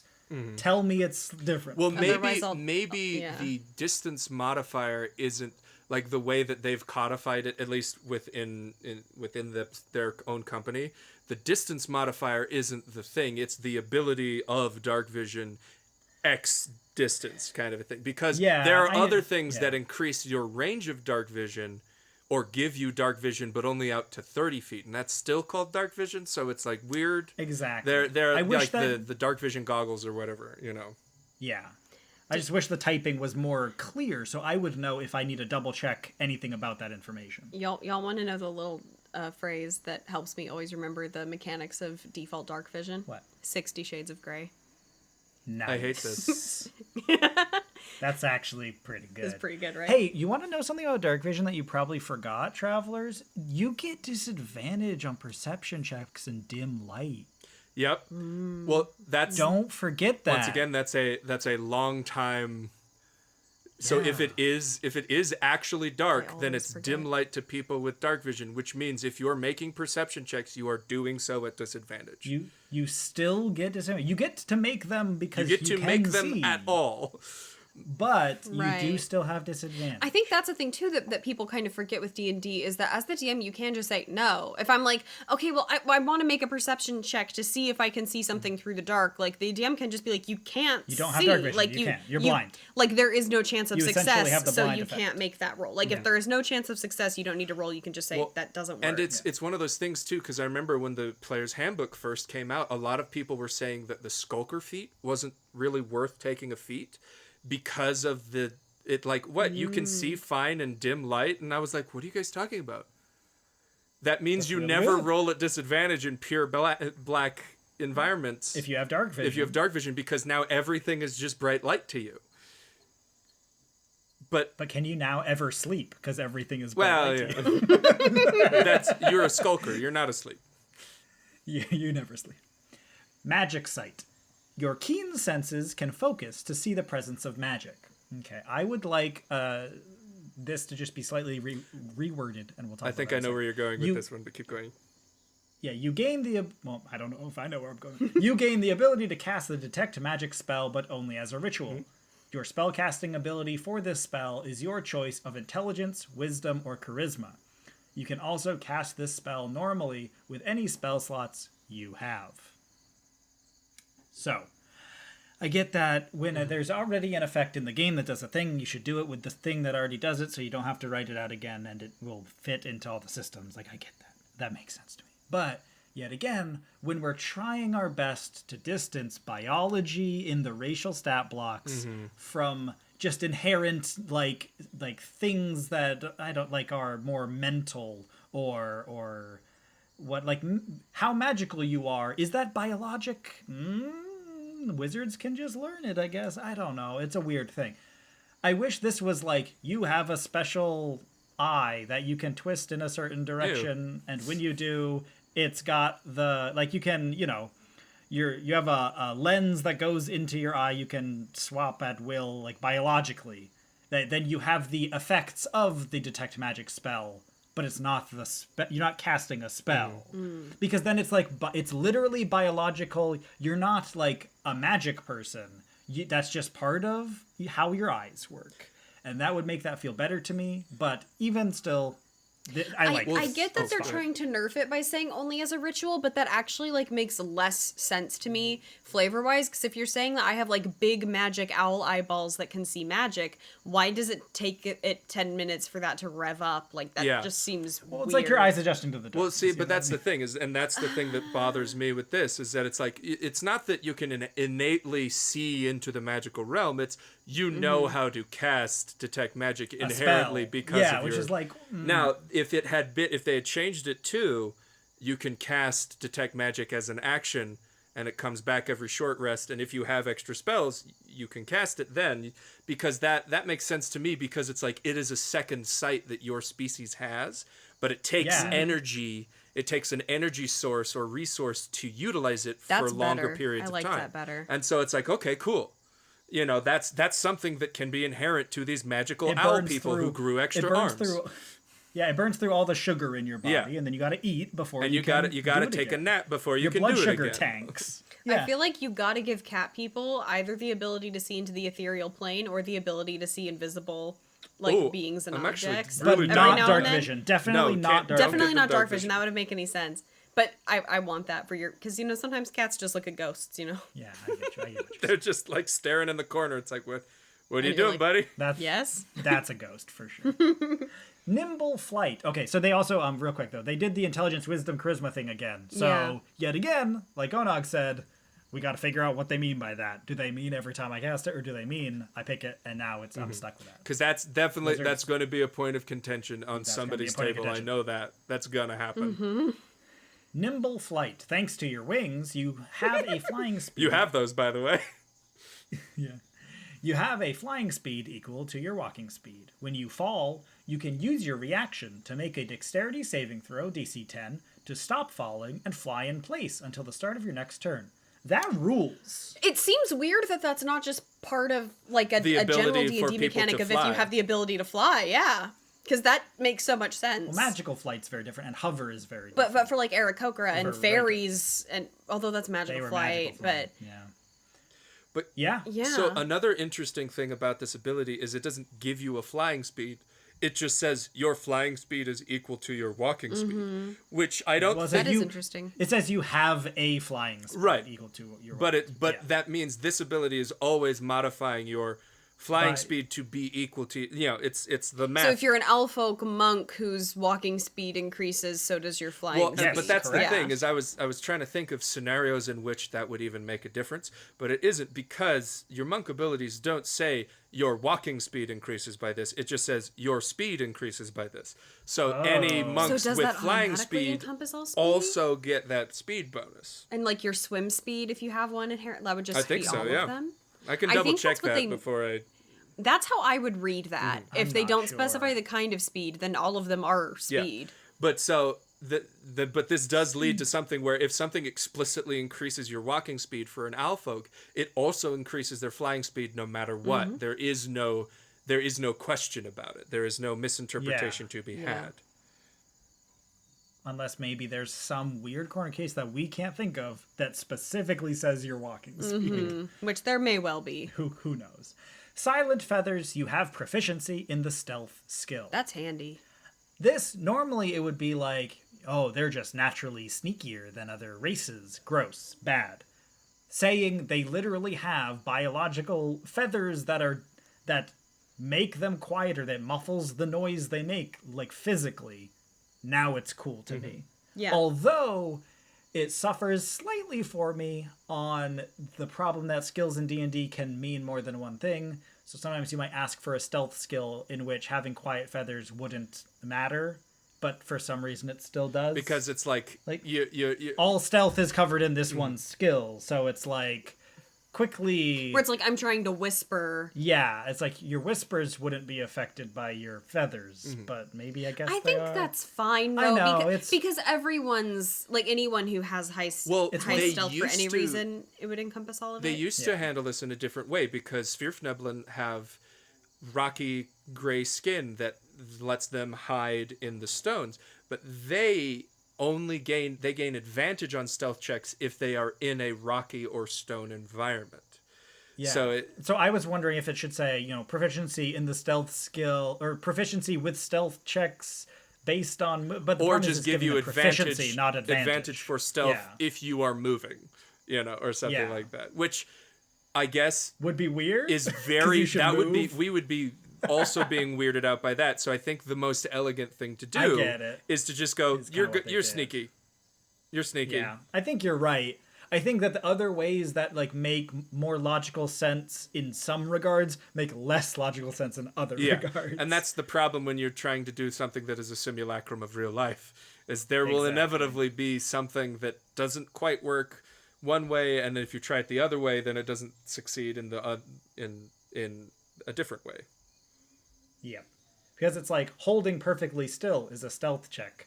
Why would having feathers change that from another person if you're both holding equally still? But trying to jump off something quietly is a stealth check, and that makes perfect sense. That's why you wouldn't make any sound. So it's like, it's abstracted, it's a verisimilitude, like, we get it. Yeah, that's fair. I think that's a pretty fair thing. Overall, owl folk, for me, thumbs up. I like them a lot. I wish the magic site was just flavored a little differently, but overall, it works for me. Yeah. I also love owl folk who can see magic. I That's also sick. like to say rest in peace, Aarakocra. The owl folk looked at you and said, "I'm you, but better." Who are you? I'm you, but strong. Honestly. Because also not only do owl folk have the cool things they gain from their specific nimble flight, but like Aarakocra can't wear heavy armor and fly. There is no such limitation on the owl folk. We're owl folk paladins now, Yeah, baby. so like Aarakocra can only be wearing, I think, medium or light armor, and maybe I'm misremembering medium armor. Like, they have to be very light on their feet to be able to fly at all. Interesting. And then But this there's just all says you these have a there's flight. all these other races that are just like, yeah, you can fly, whatever, we don't care. It is interesting when you're doing D&D design, like, where do you choose to care about verisimilitude and where do you not? And I think that that's just an instance of going, does that feel good? Like, does it feel dumb to be like, I can fly in armor, or does it feel like annoying that I can't when nothing else is realistic? Now you know? that being said, I the think- Aarakocra do have a significantly increased flying speed compared to any other do. race that can fly. That is true. I do think Aarakocra were originally attempting to kind of be balanced around maybe Adventures League play before they ended up saying, actually, never mind, this was a mistake. Whereas these ones, because like we talked about earlier, you already can't fly in an Adventure League game, these don't care anymore about that. They're like, yeah, wear armor, that's cool. Like, why not? It's not going to break Adventurers League, so do whatever you want. Yeah. Yeah. I like them a lot. All right. The final race of the document, the one that I've seen the most internet buzz about, for not great reasons, rabbit folk. Oh no. Or as Yeah, I get it. like everyone has been saying, just like bunny Yeah. girls. Lola Bunny is a hot, Good one, hot guys. topic Good right one. now. Lola Bunny is a hot topic right now. That's Yeah. very true. Yeah. I can feel the strain in your whole body. Can you feel my pain? Yeah, so we won't be talking about that, but we'll talk about what's on the page. I don't know. I would love to hear both of your men's thoughts on this. I think that would be really enlightening. So for me, rabbit... For me, the bangability of a rabbit is very important. You know what I think most about rabbit folk? I think of the Redwall novels, which kind of slap, and there's a lot of really cool rabbits in those books. You know what And I those- think about when I think they're about awesome. rabbits? Watership Down. Watership Down. Yeah. You could play a Watership Down one shot. Would that be fun? Where you all No, that would be eat the each opposite other? of fun. No. Where But you- I where want you to go- do it so bad. Yeah, I do. I want it so bad. Bounding across the wilds, rabbit folk from the Feywild embody a spirit of freedom and travel. Rabbit folk are bipedal. Rabbit folk are bipedal, with the characteristic long feet of the animal they resemble and fur in a variety of colors. They share purple. So Wait. we all- The animal they resemble, rabbits? that has weird implications of like, are they not rabbits? No, they just happen to look like rabbits they're through rabbits a and rabbit folk. through a They evolved happenstance. from apes like every other sapient creature, but they just happened to have developed. You know how rabbit-like everyone traits. evolves to crabs eventually? It's like Everyone become crab. you'll eventually Forsake become monkey, rabbit become first. On the way to crab, you go through rabbit. Sure. They share the keen senses and powerful legs of leoprine creatures and are full of energy, like a wound-up spring. Rabbit folk are blessed with a little fey luck, and they often find themselves a few fortunate feet away from danger during adventures. So it's like a lucky rabbit. Like, fortunate sure. feet? Lucky rabbit's feet, Fortunate feet? Like a rabbit's foot? Yeah, it's pretty good. But then again, is saying one race of beings is just more lucky than others. halflings. I know, Yeah. But it's because of like, magic is it and still- not because I worship an evil god. It's Yeah. because Feywild magic. Rabbit, But then it's like, why isn't everyone in the Feywild? Yeah. it's a Rabbit folk traits. You have the following racial traits. Creature type, you are a humanoid. Size, you are medium or small. You choose the size and you gain this race. Literally 2 of the 4 get to pick their size. Fairy isn't one of the 2. Now, it's important to So state, frustrating. too, where it's like there are certain benefits and weaknesses that come from being medium or small. Yeah. But most of the benefits you would gain from being small, I think, are like explicitly tied into being a halfling.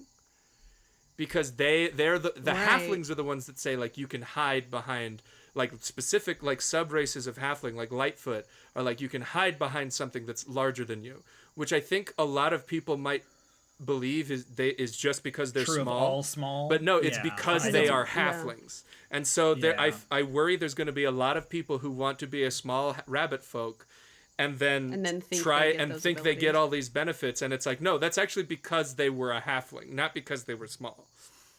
I feel like their walking speed should be bigger. Yeah, well, let's get to it. Speed, Well, your walking that's- speed is that's 30, the thing, yeah. 30 feet. I feel like they should be faster. Rabbits are fast. Yeah, they are fast. They have a hop. We'll talk about the Okay. hop. It's a disaster. Hair trigger, you add your proficiency bonus to your initiative roll. I really do like this. They're like they're Okay. fast They're because jumpy. of their reaction speed, kind of a thing. Which rabbits... Yeah, that Kind feels of. like rabbits to I me. guess. I don't know. And I don't this know. is the only instance except for Jack of all trades and I think the champion fighter, that where you you gain can gain your proficiency bonus Bonus to an initiative. roll. Yeah. I feel like I would almost like it more if we're talking about, like, make it more tied to, like, physicality. But in, a Yeah. way of, like, in an inhuman. And Biological, yeah. specifically, I think it is important to note when you say that, an inhuman biological trait. Because if you say just tied to biological traits, you're still just being a racist. Yeah. That's very often what people say. Yeah. So I feel like even if you just flavored that initiative boost to, like, having your giant ears so you, like, hear them pull the bowstring, like, you react faster because You are can just hear Daredevil, about but you're a things. rabbit. Yeah. Leoprine senses, you have proficiency in the perception skill. So your Right. eyes and ears and nose are better than other creatures. Sure. That works. I'm Yeah. down. Sure. I So would if they just preferred for it to flavor-wise be tied that more sound together. based. Like once again, Yeah, me too. Yeah, that'd be good. I mean, it is also true that like rabbits have pretty decent senses for like predator senses. Like they can see the shadow of a predator from like 400 feet or whatever. yeah, like 'cause they have that. to It is. start It is running. hard to sneak up on a rabbit. Yeah, exactly. Owl But- folk versus that would rabbit be- folk. Go. I would have appreciated more if in Leoprine senses they said you have proficiency in the perception skill, or no, you have advantage on perception checks related to hearing, and you can see 180 degrees or like behind you. Like, Well, see, I actually was thinking of that for the owls because they spin their heads around. oh no, the owls can spin their head to do it. They can look. They should have 360-degree vision. But the rabbit folk, because the eyes are on the sides of their head, they should be able to see behind them. At all times. Yeah, whenever I they think want. if instead of saying, maybe even instead of Their giving them FOV is either turned the all the hair way up. trigger Yeah. or the Leoprine senses, if you reworked it to have something to do with like the ability to be surprised. Ooh, you're not as surprised as Ooh, often? okay. I don't know. Maybe Like something. The alert like you feat, get like a basically. minor benefit of a pseudo alert feat. There is that, but then they're the people who want to take the alert. You run into dangerous territory that's when you true. give Right. races or classes things that are just feats, because then 'Cause it then it's knocks disincentivizes that people feat from out. taking those feats, kind of a thing. True. Whereas like what it should be is you should give them traits and abilities that compound with the alert feat, which this rabbit does Right. with his Right, yeah, that's with true. his ability to get higher initiative. Initiative. Also, fun Yeah. fact: if this rabbit folk ever becomes a rogue that's like level 11 or higher, because they add their proficiency bonus to their initiative roll, they cannot roll lower than a 10 on initiative. Yep. That's pretty good. So they will always go first. And I think if they're a thief rogue and they get that master ability, they can choose to have rolled a 20 on initiative. So that's pretty spicy. Lucky footwork. When you fail a dexterity saving throw, you can use your reaction to roll a d4 and add it to the result, potentially turning the failure into a success. Okay. So you get like a little minor, like, but it's only if you fail, so you don't waste it when it would have worked. Yeah, that's why it's the luckiness of it. It's like your luck saved you from what otherwise. But it is still success specifically like dexterity based, so it could just. Yeah. It's like, you know, when somebody says, "Oh, that's lucky," there's no such thing as luck. Where it's like, no, it's because he's a rabbit and he's got quick reflexes. He can move quickly. But other people go, well, no, it's because he's so lucky, you know. And so I do actually kind of like this vagary in this it's one like situation. Which ones become vague and which ones become less vague is very arbitrary. But it's very it's just like with the Hobgoblin's ability. It's very interesting to see where they take a drastically different flavor approach to something that is mechanically the exact same thing as something they've already been making. Exactly, yeah. So, rabbit hop. Once during each of your turns, when you walk at least 5 feet, you can hop. Rolling a d12 and moving that many feet in a direction of your choice. This distance doesn't cost movement, so it's like extra movement. Cool. But you can hop only if your speed isn't 0, which like gets around being Why is it a paralyzed or whatever. D12? That's a great question, I don't like that at all. especially because on a 5-foot grid map that most people 12 use with is a D&D, weird. 4 and lower won't change what square you're on. Oh, And 10, yeah. 11, and 12 are all the same thing, too. Like, that's... just say 10. Just make it 10 or something. Just give It it should 10 just or be 5. like- Flip a coin. Yeah. No, it should just be like a D4, and it should be like you can hop 5 times the number on the die or make it whatever. an to make interval it a, of 5. Make it a 5 interval. But also, Don't be why crazy. is it so variable? That doesn't make any sense. Like, why is it like, oh, sometimes I guess I just hopped bad. Like, that's so weird. But so, Yeah, it Mercy, is in very response to weird. you saying they should move faster, this ability, and they've worded it in the Technically weirdest does. way possible. Because all That's this, so what weird. functionally this ability says is roll a d12 at the beginning of each of your turns, add that to your movement speed. That's all that it says. It does, because jumping 5 feet doesn't mean anything. Like, no. No. and so tying it into a jump or to a hop is weird, and especially saying this jump doesn't take movement speed, and in fact, you move this many feet. It's like, what does that do, though? I feel like the fact that they have to get like a running jump is weird too and doesn't feel very rabbity. Yeah, like, You have to move 5 feet first. So- You can't just like hop. so really what their speed should say is you have a walking speed of 31 to 42 feet Yeah. every turn. Which, yeah. I want them to just have a walking speed of like 35 or 40 Well, so- and then a hop ability that's just a flat So, thing. Onog, you've played a grung before. Grung can do a grung hop. Grung got right? them hops. They have standing leap. Yeah, it's a. Why Why is don't they there just so have much that? better? Yeah, because that allows you to jump on the roofs of buildings, as I you're a have rabbit exhibited folk. at you multiple times. I feel like frogs jump more up and rabbits like jump more Forward. forward. Well, that's the thing is Whatever. the grung jump leap ability is the same as I think like the 3-creen ability is like they have a standing jump of like 15 feet or something like that. No, sorry, your long jump is 25 feet and your high jump is 15 feet with or without a running start. Now, normally, and this is still one of those weird D&D rules that it's like, oh, I didn't know that was a thing because it is in a drastically different section of the player's handbook than anything else. Your jump distance is based off of your strength modifier. Strength modifier. Yeah. And so it's like, and your jump distance, or no, sorry, your vertical jump is based off of your strength modifier. Your long jump is based off of your strength ability score. So strength is actually one of the few numbers, the few abilities where it actually benefits you to put odd numbers into it in some way. Because it will always increase that. Because it will jump. always increase your long jump, and like especially if you're a monk where you get to like triple or double your jump distance, having higher strength means you jump even farther, kind of a thing. And so having a raw ability that just increases your long jump to 25 is the equivalent of a creature that has 25 strength, kind of a thing. Yeah. But you know, as we have learned, jumping takes distance. Yeah, it takes movement speed. So like, you would have to have 25 movement speed anyways to be able to jump that far.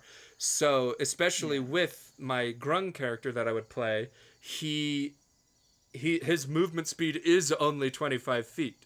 So he can move from place to place instantly wherever he wants, but it doesn't make him any faster. And it doesn't break any mechanics except for being able to jump onto buildings and things like that. On things, yeah. Whereas I think I'd prefer this being something similar. Give them a higher walking speed, make it 35 or 40 or whatever. Like, they're rabbits, they should be fast. That makes sense. And then just give them a standing leap. Yeah.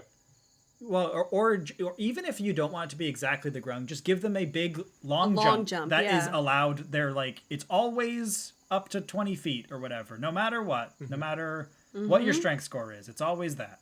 And if you want to get buck wild with it, I would even say keep it doesn't come out of your movement. Why not? That's kind of cool. Yeah, that's still fine. If you do that, you don't have to increase the speed, but like making it a roll of a D12, I hate that. Like, is so wild. Your jump doesn't take movement is a very unique, very interesting design direction to take this. I don't know if it would break anything, but it's something that certainly would like effectively increase the walking speed of this creature without increasing the walking speed of this creature in a unique way.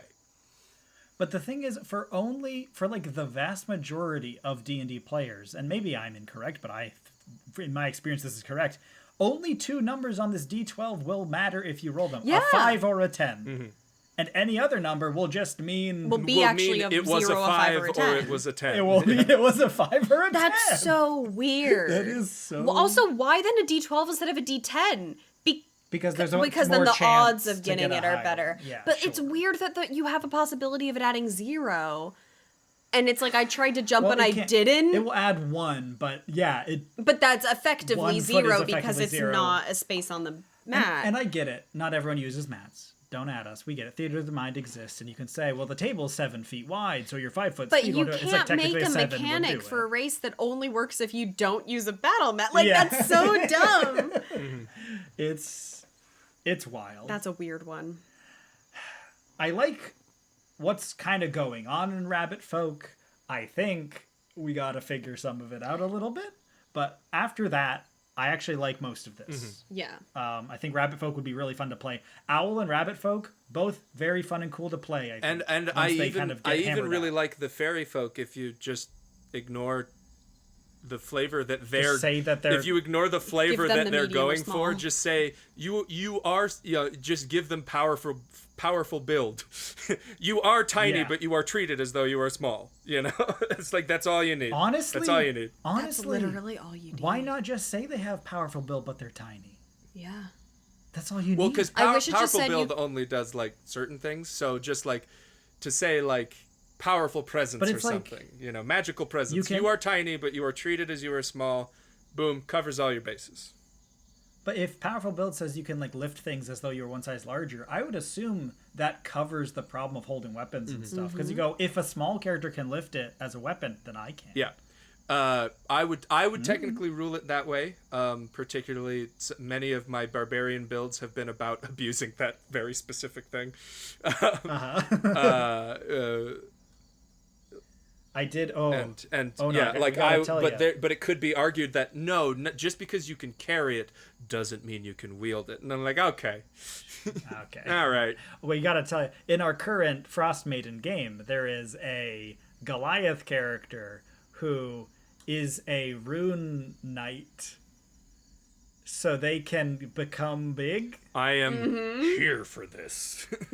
Yeah, It was very cool. They can become big. Rune Knights are and the only lift acceptable one form of size fighter. larger. Yeah, it's pretty crazy. Yeah, she's pretty rad. It was pretty. She's a pretty rad What's character. even weirder and more abusive is gray dwarves, because they have the ability to cast enlarge on themselves. Yeah. A gray dwarf Yeah. rune knight who casts enlarge and then increases their size category by 1, and so Because they're not the same effect. so they're not technically the same effect. So they can stack on top of each other. So now you have a huge gray dwarf. That's pretty sweet. I feel like the owl one is stronger. I think that the rabbit folk is like a good idea, but it Needs some work. and it needs work mechanically, but I also feel like the flavor isn't as strong, where they were like, are they lucky or are they alert Fast. or are they dexterous? Like, Pick one. pick something. Yeah. Well, I mean, yeah, pick all of Preferably them if you pick want, one but that's yeah. more biological than Then they're just just say it's race magic.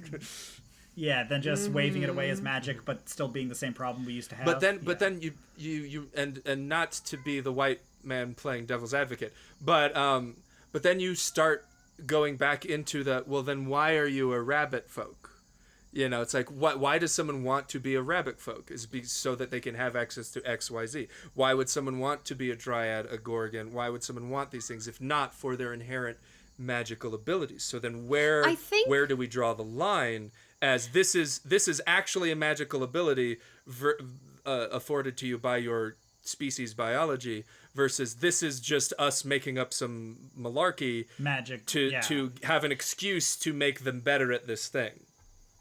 I think the thing about that is that it's fine to have an ability that's magical, I think, but not if you're taking a trait that is weaponized by, that is, fictitiously weaponized in real world racism, and then using that same trait and just saying, but it's because magic. But I think it's fine to say you have a magical trait that is not that. And I think I also just really want to emphasize, because like we keep saying biological. Right. And I right. feel like a lot of Sorry. people are going to sort of misunderstand that, because saying like, well, but they're just stronger or they're just faster is biological. But we don't mean, but like you have to separate it from like human racism. Like human because, racial biology, because... Yeah, so it's like no human has giant ears. No human can fly. No human has 360 dark vision for 90 feet or feathers that make them silent. So those things are separate. Whereas if you say like, oh, well, they're just faster or they're just smarter or they're just like they're hard, they can physically endure more. Those are all things that in real life, those are lies people have told themselves about other humans to justify cruelty and racism. So it's like that's really what we're saying. I just want to clarify that, because I feel like some people could have misunderstood some of the language that we used. Thank you, Mercy. That's very really good important. clarification. Thank you. For clarifying that. I appreciate that. That's about where we're going to wrap it up, folks. This has been our discussion of Unearthed Arcana 2021. That's where we're going to folk wrap it up? Wrap it up. That's not a good pun. I should suffer for that. I liked it. That was pretty good. If you're a grung and a rabbit folk, you're the ribbit and the rabbit. Nice. Wait, that's cute. I want to do a campaign with that now. And then there's a Kenku rogue who's the Robbit. Kenku thief rogue who's the Robbit. That's beautiful. The ribbit, the rabbit, the A Robbit. thief rabbit folk is just a rabbit. I like that a lot. Can somebody be a rubbit, or is that too? This is a family podcast. This is a family podcast. Thanks for listening, travelers. If you have thoughts, give them on the feedback survey. Dang it! Don't tell us about it. Tell Wizards of the Coast. I mean, you can Give do it both. on the feedback survey, and then come back and tell us that you did give it on the feedback survey. Yes. Come back and tell us that once you tell us that you gave it on the feedback survey, you're allowed to comment on the video. Everyone just go tell them our opinions on the feedback survey so that they just make things that like we want, tailored yeah. to us specifically. Yeah. We're the only people that should be, like, D&D should be designed for, is what we're trying to Yeah. say. Well, we play it the right way is the thing. We're doing a sarcastic bit. We swear. We're not. We swear. Yes. Please they like swear. the video. Please like the video and subscribe to the channel if you haven't haven't already, for future Dungeons & Dragons homebrew discussion content, which we do on our regular episodes, and things like Unearthed Arcana discussions or other homebrew content we'll be making coming up soon. We're having a kind of follow-up to this video we're going to make where we will together be working on refining and redesigning some player race options that Onog has created for player race options inspired by the Legend of Zelda video game series. You ever wanted to be a Rito or a Goron or a all those Rito and Korok? Breath of the Wild references coming through. I'm excited for that. I love that game, man. Come we all check do. out the next video where we'll talk about how to make those player race options work, especially with this new design philosophy, and find the ways that we want to tie them into that and update them for this new system. So if you have any homebrew that you'd like us to discuss on the channel, send it to us at thecopperfoxinn@gmail.com or on social media at thecopperfoxinn. And until next time, that's it. Nobody died. That's the end of the episode. Yeah. That side quest is over. We defeated racism. No, we didn't. But we can all keep trying to. I wish. Yeah. Keep on adventuring, travelers. We'll see you next time.